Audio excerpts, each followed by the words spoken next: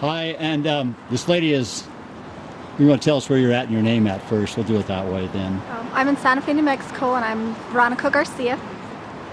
And the reason we're doing this is the UFO thing. We're in New Mexico, Roswell. We all know about Roswell, and there's supposed to be a wreck at Azteca, which isn't far from here either, is it? Right. Where's Azteca, New Mexico, from Santa Fe, where we're at? I'm not really sure, but it's south from here. It's south from here, not north from here? Oh, yes, it's north from here. Is it up by Dulce, New Mexico? Yes. And you probably don't know it, but on the internet, and millions of people believe it, that there's a secret alien base underneath Dulce, New Mexico.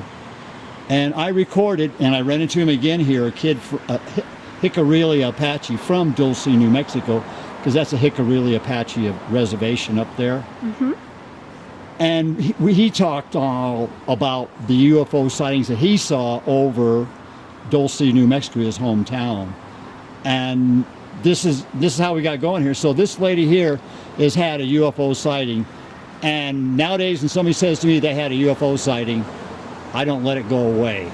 So will you go ahead and just tell us what you saw and where you saw it? Well, it was about 1987, and we were coming back from a Kool and the Gang concert. Oh, okay. Right, coming from Albuquerque, coming up Surreals Road, and we're coming up Cordova Road towards St. Francis, and we saw some lights. I saw some lights and said, look, there's a UFO. And you know, my family's looking around trying to say, well, where? And it was straight ahead behind this old gas station that doesn't exist anymore.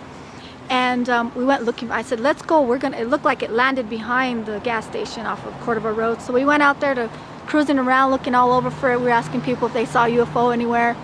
And it was hilarious because I got teased for it all night long. And the next day, there was actually an article about a UFO. In the paper? Not that UFO, but another one. But another one. But it was just a coincidence.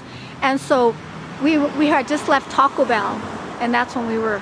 And so we were eating tostadas, and they're all, hey, Veronica, does this look like a UFO to you? Oh, yeah, because of the shape. Because of the shape. Because of the shape. To this day, I'll never forget that. Well, what colors did you see? And what did it look like? Was it a typical flying saucer? Yeah, like a disc.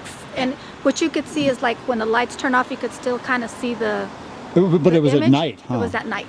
My son and I saw a UFO flying saucer coming back from the Hopi Reservation. And when we were at the Hopi Reservation visiting some friends of mine up there, we spent a couple nights. The father had a flying saucer land next to his cornfield below Old Arriby.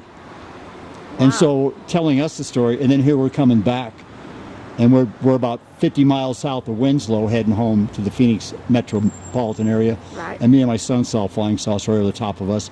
And my son turned to me and said, your typical upside down pie pan.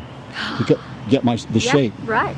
And that's the shape that I saw. And that's the shape you saw too, That's the shape I saw, and I'll never forget it. And I tell my kids that same story, and they're like, wow, I believe there's UFOs out there.